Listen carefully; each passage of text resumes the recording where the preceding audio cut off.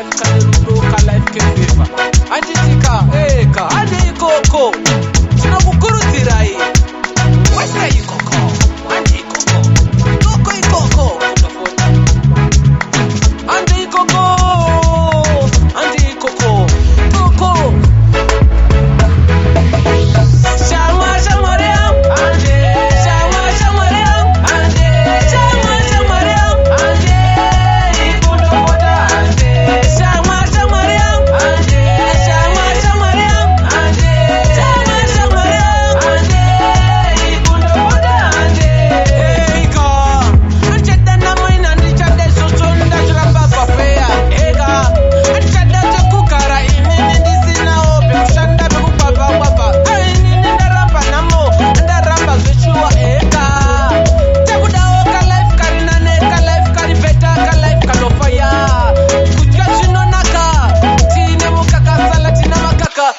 Masai eka andikoko tondofotesha mwari vakomana vasikana andikoko munhu wese eka andikoko kundofota vote. Welcome to the Political Trends program. This is Patricia Shinyoka, your host. Thank you to all our listeners for tuning in. A refresher about this program: we discuss trends in politics from a local, national and global perspective, including celebrating successes and discussing challenges faced and hearing inspirational stories about those standing in the gap fighting for freedom in Zimbabwe, as well as those playing their part supporting the case for change from the diaspora. We hope by listening you'll be inspired to take an interest in politics and to participate in some way, for example, through activism, dissemination of information, being visible on social media and getting involved in the political discourse, calling out bad governance and standing in solidarity with those suffering persecutions at the hands of dictatorial governments. Today I am so delighted to be joined by Charles Nzombe, Chairperson of the Diaspora Coalition for Democracy NGO, which is based in South Africa. Welcome. Can you start by telling us a bit about you and your organization? First and foremost, I just want to thank you for giving me this opportunity to be one of your guests in your programs in Change Radio. Charles Nzombe is my name, and I am currently based in South Africa. I am the current chairperson for an organization called Diaspora Coalition for Democracy, DCD. Diaspora Coalition for Democracy was formed on the 25th of September 2020, and it has 23 founding members. Some are based in UK, that is Scotland, London, some in South Africa. DCD have members in Zimbabwe, Botswana, Namibia, Zambia, and Mozambique for now. DCD started as a pressure group called Zim Life Matters, and with members across the globe. At first, for a start, the executive members agreed to first register it in South Africa, then cross the borders to other countries including Zimbabwe, Zambia, Botswana, Mozambique, and Namibia. We can add more as time goes on. It was registered as an NGO that will fight and defend the gross violation of human rights of mainly Zimbabweans in and outside Zimbabwe. That's what DCD is all about. Mainly, it is all about fighting for the abusive hand on Zimbabweans. In Zimbabwe, outside Zimbabwe, under the ground, as long it is one of our own. We are going to fight for everyone. What inspired you to start this organization? It sounds like a very, very noble organization, and we would love to hear the inspiration behind it. Thank you very much. Thank you very much. What inspired the 23 founding members, including myself, to start this organization was the undying attitude of the government of Zimbabwe in silencing of all those who were trying to be the voice of the voiceless. These people were and are still being abused, incarcerated for choosing to defend the rights of Zimbabweans. This habit and determination by the government to ruthlessly deal with the journalists, human rights defenders, and the political opponents pushed us to be that voice of the voiceless. The government fears to be exposed to the international community, and its fear gave us the courage to form DCD and expose it so that it will stop abusing its citizens. We decided to be that fearless machinery. Thank you so much for that. Do you know what? The current situation in Zimbabwe is totally unacceptable. And I think it is so commendable to have people that rise up and speak up and do the type of work that you are doing, speaking on behalf of others. And I think that my next question you probably have already covered is, what is the purpose of your organization? As DCD, we are determined to liberate all Zimbabweans from all sorts of human rights abuses. We are intending to unite all Zimbabweans and educate our fellow countrymen about their rights first as Zimbabweans. So many areas which people are being shortchanged about their rights.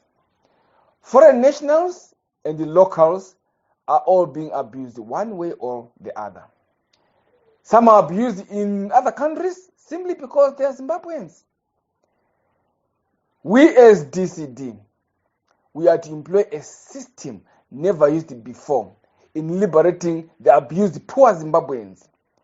Simultaneously conducting these demos, which we are going to hold in different countries, that is, same date and same time, will help us a lot to achieve our goals. This will force the government to respect its citizens. It will not manage to silence voices in other countries. The information will reach the intended destination, and such demos will be held sporadically according to the laws of those respective states that is seeking permission first. Hence, DCD is in a campaigning mood, recruiting members, and be a very big family. Get registered in different countries is the key to this project. As an organization, we are hoping that soon we will liberate our country from oppression. We will have the Zimbabwe we all be proud of. A Zimbabwe that respects the values and the rights of its citizens. A united Zimbabwe that will fight as a bloc, as a nation, for what belongs to everyone, not few individuals, to enjoy the wealth of the nation at the expense of the rest. That is really, really a good idea. I think that having demonstrations that are coordinated across the world is key, and I think what it does is that it raises the awareness of people about the challenges faced in Zimbabwe, and that information dissemination is critical too, because people will hear it, people will read about it, people will follow, and people will want to support. But I also wanted to understand the situation in South Africa. How are Zimbabweans coping? What is it like living in South Africa for Zimbabweans?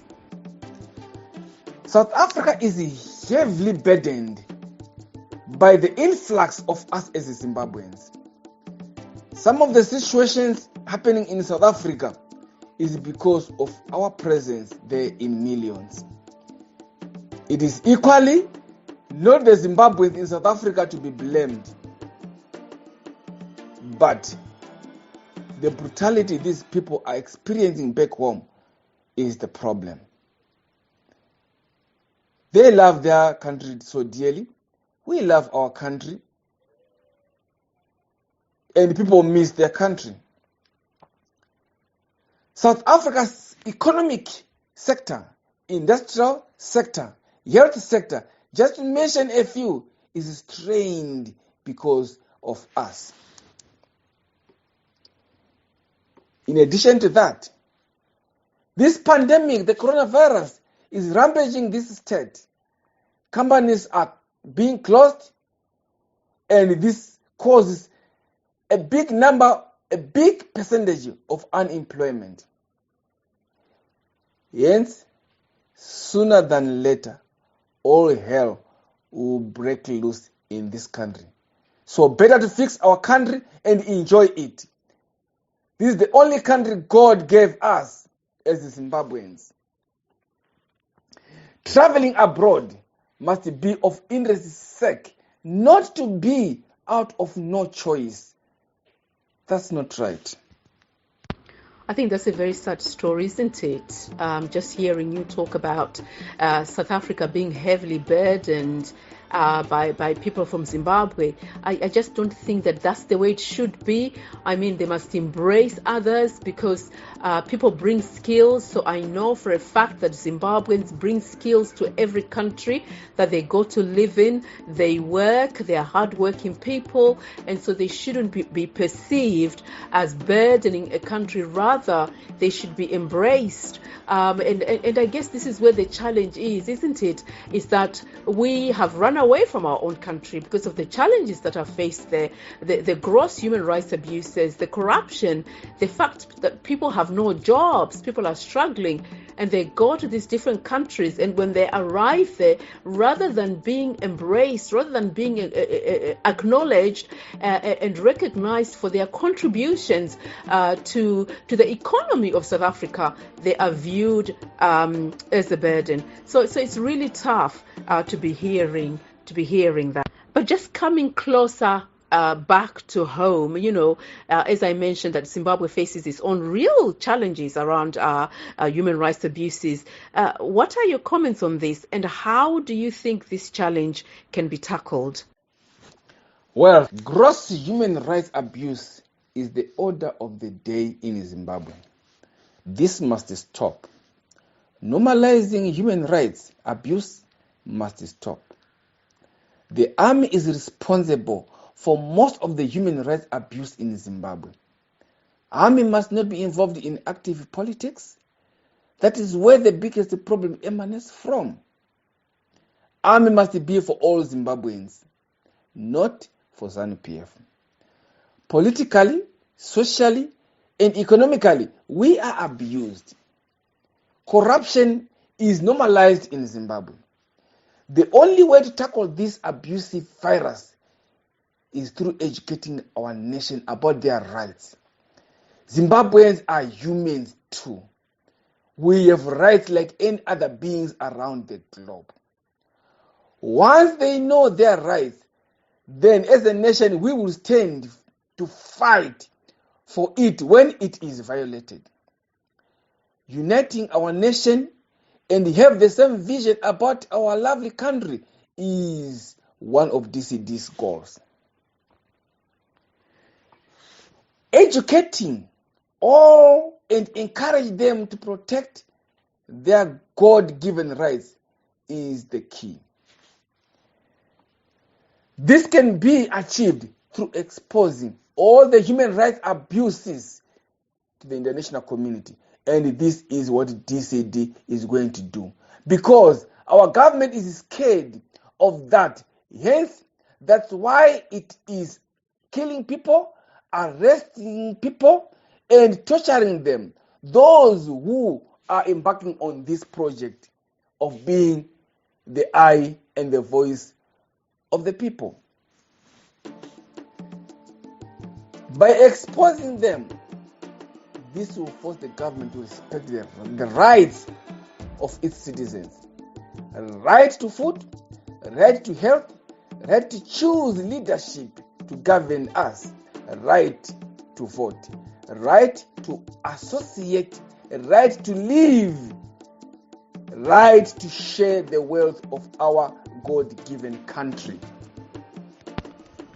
As I had mentioned earlier, about the challenges that we face in Zimbabwe, so the economy is totally collapsed, and that corruption is rampant, and it doesn't seem to end. It just goes on and on and on. And I think that as Zimbabweans, we need to rise up in the diaspora, just like you are doing, standing up, speaking up, standing in solidarity, encouraging others. That's really, really critical. And also, people back home need to think about how they can do things safely, because it's really tough for them. Every time they try to rise up and speak out, we see how people are abused, we see how people die. We saw what happened in 2018 on the 1st of August, what happened in 2019. So at any point that people go out on the streets, we know that it's a real challenge for them.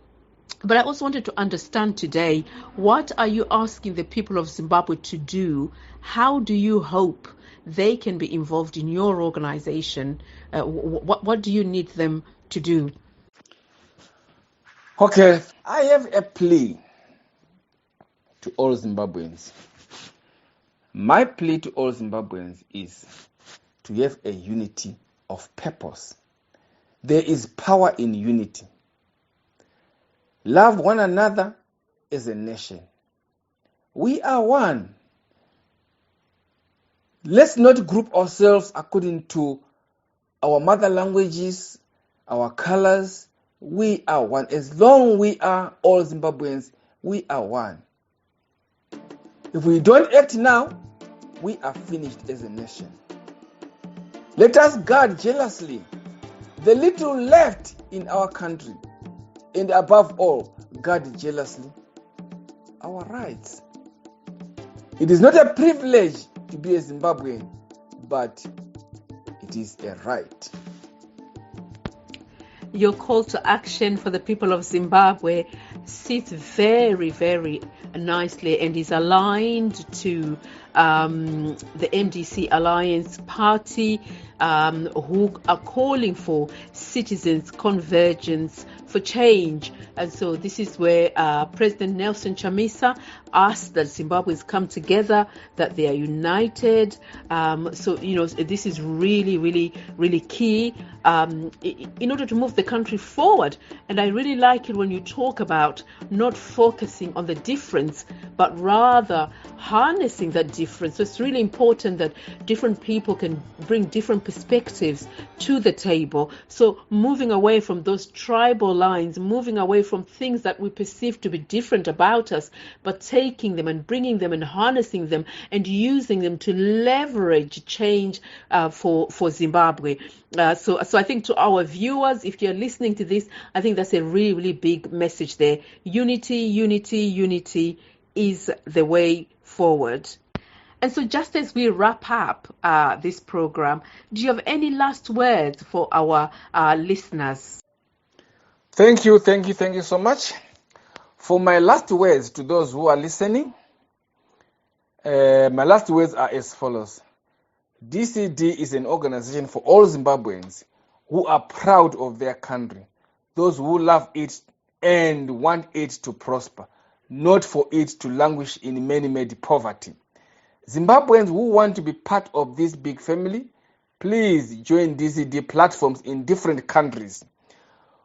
For an easy way for being part of this organization and play a role in building the destroyed legacy of our generation and generation to come, please do it through my WhatsApp number, or for more inquiries, use my WhatsApp numbers, which is as follows: +44 7384 886424. I'll repeat it again: +44 7384 886424. 24. The person you are waiting for to liberate yourself is yourself. So let's unite now and stand up and fight for a corruption-free Zimbabwe, an abusive-free Zimbabwe. Fight for a Zimbabwe we all dream of. Let's not surrender Zimbabwe to a few individuals. We are better as a nation in unity and love. Let's restore our lost dignity. I thank you. Thank you. It has been such a real delight to talk to you tonight, Charles. I want to wish you all the best with your organization, and I hope that you can come back and tell us about your progress. So to all of our listeners who are hearing, if you're interested in signing up and being a part of what Charles is doing in South Africa, this is a global organization.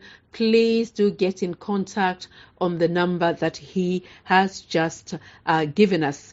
And so to end tonight, I just wanted to say thank you so much for having joined me and Charles tonight, listening to the issues affecting Zimbabwe. But I leave you with a message. Register to vote.